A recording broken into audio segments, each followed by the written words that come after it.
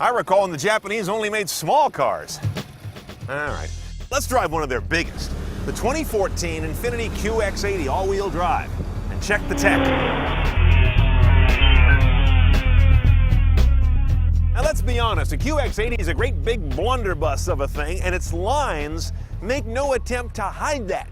I mean, look at this face. What is this, Fudgy the Whale? And it's cut off like a blunt piece of lumber.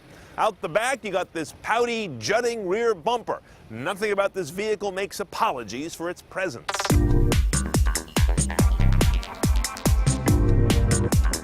Now, continuing on our big theme, back here is another zip code, another weather system. As you can see, we go on for days here. Third row, obviously. Why would you have something this big if you didn't? You can also get that second row as a bench. That lifts your passenger capacity in this thing to 8 people. You can carry all the effective members of Congress at once. By the way, if you want this thing even bigger, you can get the optional clip-on tent that's the size of a townhouse. Now inside this big boy, it's kind of an ersatz luxury. I don't think Infiniti on this vehicle does the best job with plasterwood and plastichrome, but it does say fancy. We've seen this head unit before and generally like it when we see it. This is your 8-inch touchscreen with pretty good response. You see I'm bouncing around the map here pretty easily. You've also got the Infiniti controller, which turns, kicks, and clicks. They got rid of the buttons around it, which makes good sense. Voice command is also available, so a lot of ways to run this guy. The voice command is actually quite tight. Check it out. Please say a command. Navigation. Navigation. Please say a Address. address. What state, please? California. California. Now, as you can see, it picks up what I say really quickly.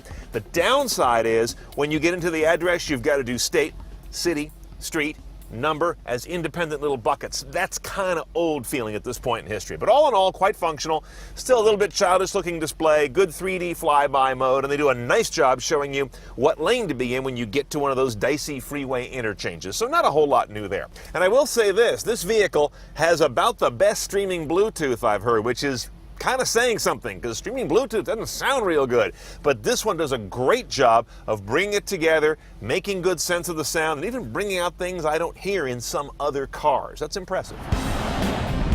Let's talk about some drive controls you don't have in every vehicle. First of all, this all-wheel drive controller right here with an automatic mode that you leave it in typically, 4-wheel high or push and turn to 4 low. You need to know about exactly nothing about off-roading to use this guy. Our shifter goes to a 7-speed automatic, the only choice. You have a shiftable gate over here that also gives you a little more of a sporty behavior. And notice when I go to reverse, you find a whole bunch of cameras go up here. This can also work for front view as well, which will do when you're creeping at low speeds. If you hit something in this car, you weren't looking. In fact, you probably had a blindfold on. Along with those cameras goes a ton of available driver assistance tech. Let's run down the list. There's adaptive cruise control, lane departure warning and prevention, distance control alert, independent braking and front collision warning and prevention, blind spot warning and intervention, backup collision intervention, and steerable front headlights. You almost can't crash this thing. And power stuff galore in this vehicle. You've got your power liftgate button over here. You've got power buttons here to drop the back seats almost violently. And there are power switches in the very back to raise and lower the seats in the 3rd row. Oddly enough, though, you get this little dinky mail slot of a sunroof and no option to make it bigger. This is way behind the times. Okay, under the not insignificant prow of this thing is a 5.6-liter V8, direct injected, variable valve timing. Beyond that, though, nothing terribly tricky about it. It's just big. 400 horsepower, 413 foot-pounds of torque. That's enough to get this nearly 3-ton vehicle up to 60 in the high 6-second range. Through a 7-speed automatic and all-wheel drive in our configuration, as I mentioned, you get about 1420 mpg. We're doing about 15 average all in. 26-gallon tank. At current California prices, it's $108 a fill-up. Let's go find out what it gets us. Now, a lot of things about this QX to drive are clearly not a driver's car set of inputs. I mean, from the pedal-actuated emergency brake to the big doughy ride, we have the adaptive suspension in this car, but it still is a big kind of a wallowy experience. Much better than I'm sure it would be without it. The power is plentiful, but you've got kind of a numb accelerator, as you'd expect on a vehicle in this category. That will modulate out any kind of jerkiness in the power delivery.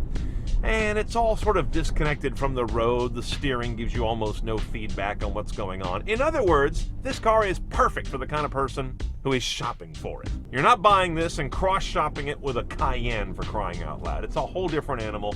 It's kind of in the Escalade class. You have no idea what kind of road you're driving on when you're in the QX80. You're just kind of floating above it all. Once you do get in it, though, especially if you get over here on the shifting gate, you get a nice snarl out of that V8 and a ton of power, which is actually kind of amazing that something this heavy can ever move that fast. So I gotta hand that to him. It's just not my cup of tea. Okay, let's price this giant thing. Starts off about $65,500 for a QX80. Remember, that's a V8, and I'm talking about the all-wheel drive model here, and that price does include delivery. Now the options, they all basically come in big packages. The first one is the rear seat entertainment system, which I'm gonna pass on all day. It's DVD based. If your kids are intrigued by DVD, they need tutoring, not rear seat entertainment. I am intrigued, though, more by the technology package, which includes all the driver assistance technologies, an amazing amount of them, for $3,250. And the last thing I'm on the fence on is this whole package that's deluxe touring, they call it, like $4,600. It gets you the adaptive suspension, which I think this vehicle needs. Also cooled seats, a bunch of interior trim upgrades, oh, and surround sound on your Bose audio system. Probably worth it, but there's an awful lot in there. You're looking at about $73,500 for one of these guys done up CNET style. Not a cheap ride, but you're getting a lot of tonnage for your money, if that helps. And once you're in there, you're so isolated from the real world, you won't even remember what your payment is.